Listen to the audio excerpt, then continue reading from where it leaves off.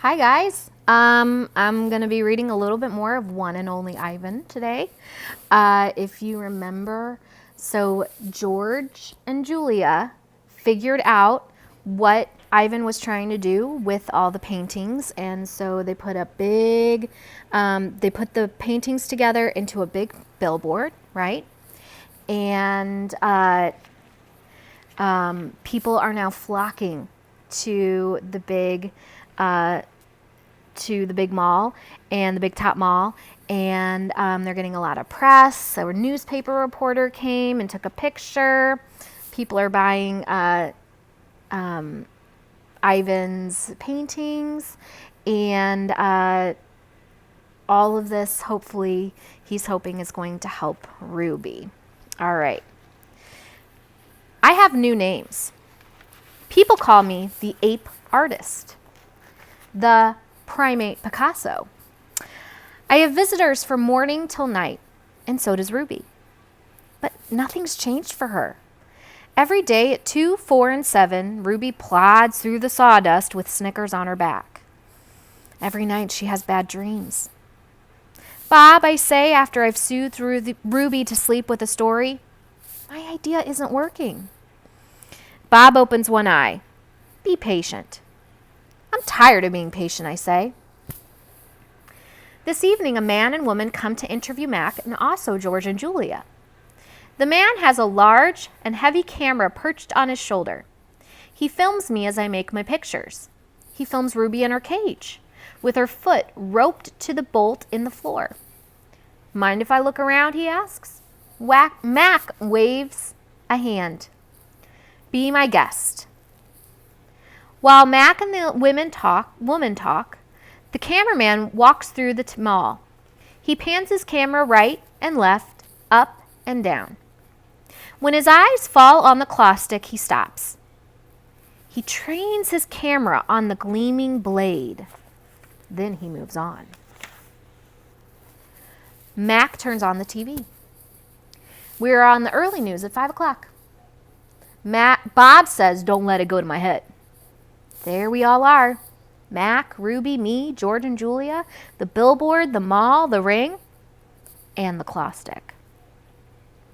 In the morning, several people gather in the parking lot.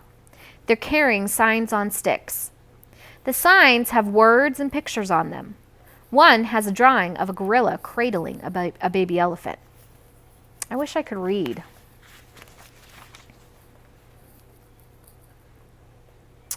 More people with signs come today. They want Ruby to be free, and some of them want Mac to shut down the mall. So there are some of the signs. That one right there is hard to see, but it's a heart with Ruby's name in there. In the evening, George and Mac talk about them. Mac says they're protesting the wrong guy. He says they're going to ruin everything. He says, thanks for nothing, George. Mac stomps off. George, holding his mop, watches him leave. He rubs his eyes. He looks worried. Dad, Julia says, looking up from her homework. You know what my favorite sign was? George asks, which one? The one that said, elephants are people too. George gives her a tired smile. He goes back to work. His mop moves across the empty food court like a giant brush, painting a picture no one will ever see. A tall man with a clipboard and pencil comes to visit. He says he is here to inspect the property. He doesn't say much more, but he makes many check marks on his paper. He looks at my floor. Check. He examines Ruby's hay. Check. He eyes our water bowls. Check. Mac watches him, scowling. Bob is outside, hiding near the dumpster. He does not want to be a checkmark. Every day there are more protesters and cameras with bright lights. Sometimes the people carrying signs shout, "Free Ruby! Free Ruby!" Ivan, Ruby asks, why are those people yelling my name? Are they mad at me? They're mad, I say. but not at you. A week later, the inspecting man comes back with a woman with smart, dark eyes like my mother's. She has a white coat on, and she smells like lobelia blossoms. Her hair is thick and brown, the color of a rotten branch teeming with luscious ants. She watches me for a long time. Then she watches Ruby. She talks to the man. They both talk to Mac. The man gives Mac a sheet of paper. Mac covers his face. He goes to his office and slams the door. Something strange is happening. The white-coated woman is back with other humans. They place a large box in the center of the ring. It's Ruby-sized. And suddenly, I know why the woman is here. She's here to take Ruby away. So there's the box. I wonder where they're taking her to.